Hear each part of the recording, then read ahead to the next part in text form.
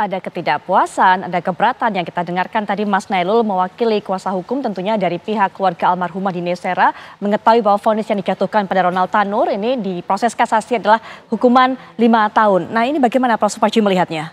Ya, pertama saya setuju dengan Pak Subandi ya bahwa harus dihormati bahwa res judicatoir bahwa putusan hakim harus dianggap benar selama belum dikoreksi oleh instansi di atasnya, misalnya seperti itu. Sekali lagi harus dianggap benar dan kemudian harus dihormati. Namun pada sisi yang lain ya, bahwa kemudian bagaimana dalam perspektif keadilan, menurut saya memang belum menurunkan keadilan. Karena apa? Ada nyawa yang hilang.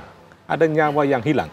Dan kemudian seringkali juga penganiayaan berat itu kemudian bisa ditransformasi menjadi pembunuhan.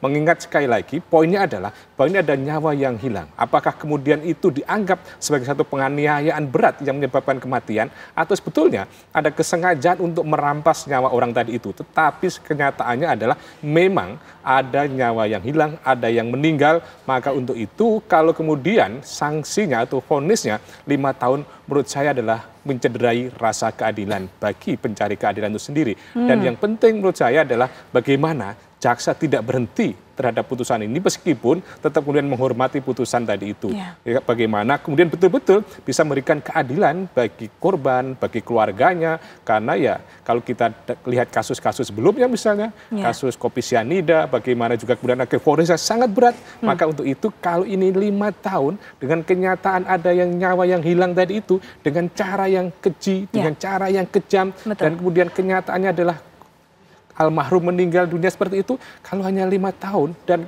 kemudian mohon maaf bahwa ternyata ada cobaan-cobaan untuk melakukan suap. Maka untuk itu apakah 5 tahun ini fakta betul-betul karena fakta hukum, fakta alat bukti yang terungkap kasasi atau kemudian ada faktor pendekatan-pendekatan tadi itu, menurut saya ini juga menjadi hal yang perlu kemudian didalami gitu. Bukan berarti tidak menghormati putusan gitu gitu. Karena kabarnya ZN ini juga sudah sempat bertemu dengan Hakim MA tapi walaupun juga tidak tahu atau belum dibuka kepada yang mana kemudian ditemuinya ini. Katanya sudah ada tulisan untuk apa? Hakim kasasi. Nah ini kan saya kira juga menjadi petunjuk apakah 5 tahun ini karena faktor itu atau kemudian karena faktor memang fakta hukum. Sekali lagi ini upaya mencintai Mahkamah Agung, mencintai wakil Tuhan di dunia, mencintai bagaimana yang dimuliakan, jangan sampai kemudian tercederai oleh praktek-praktek seperti itu. Dan saya setuju bahwa kejadian ini hanya beberapa orang saja, mungkin saja hanya oknum-oknum tertentu. Tetapi ya mohon maaf, kita tidak boleh permisif. Seolah kemudian membenarkan ini hanya beberapa orang saja. 8.000 banyak yang baik. Tetapi ketika hanya satu yang tidak baik, itu akan kemudian menyebabkan citra yang tidak baik. Ibaratnya kita naik pesawat, hanya skrupnya, bautnya rusak, bisa berbahaya buat yang lain. Untuk itu tidak boleh ada toleransi terhadap perbuatan seperti ini. Gitu, kan? Baik. Langkah berikutnya Mas Nailul termasuk juga harapan dari kuasa hukum pihak korban ini? Kami tetap berharap ya ada keadilan bagi kami selaku korban dan juga masyarakat. Ini kan juga keadilan untuk masyarakat juga nantinya. Bahwasanya kami berharap terkait ini kan udah sampai kasasi. Jadi upaya hukum yang bisa ditempuh hanya sebatas cuma peninjauan kembali. Nanti semoga jaksa di situ berupaya dengan sungguh-sungguh menemukan novum sehingga dapat melakukan upaya PK. Dan di situ dalam upaya PK tersebut sehingga ada putusan yang di situ menjatuhkan kepada Ronald Tanur hukuman seadil-adilnya dan seberat-beratnya. Karena kembali lagi seperti yang dikatakan oleh Profesor, ada nyawa yang hilang, yang nggak bisa digantikan dengan apapun. Keinginan dari pihak keluarga mungkin pertanggungjawaban bentuk lainnya kepada mungkin seperti anak yang ditinggalkan oleh almarhumah Dini Sera. Pada saat tingkat pertama itu kami sudah mengajukan melalui jaksa ya, sudah mengajukan uang restitusi. Tapi sampai sekarang apakah di putusan kasasi itu restitusi tersebut juga dikabulkan apa tidak, kami juga masih belum mendapatkan informasi tersebut karena kami juga masih belum membaca atau mendapatkan salinan putusan tersebut. Baik. Terakhir Pak Sobandi, penutup Pak Sobandi, langkah berikutnya bisa dijelaskan juga ke masyarakat agar hal-hal ini tidak kembali mencederai Mahkamah Agung, Pak Sobandi.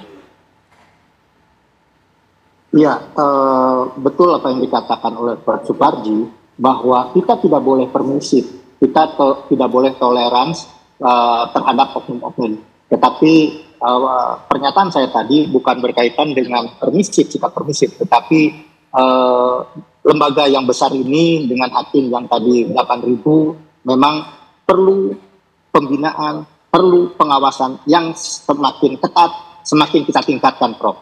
Nah, untuk itu, alhamdulillah ketua yang baru ketua Mahkamah Agung yang baru dilantik tanggal 22 kemarin, bukan dilantik, mengucapkan sumpah di hadapan Presiden.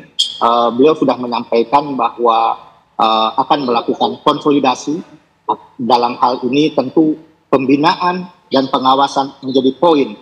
Momentum OTT terhadap 3 hakim atau tindakan hukum terhadap 3 oknum hakim di Surabaya, bahkan termasuk JR, itu akan dijadikan spirit tenaga yang kuat untuk Mahkamah Agung memperbaiki diri. Baik, Pak Sobandi terima kasih, Mas Nailul terima kasih, Prof. Subandrio juga terima kasih.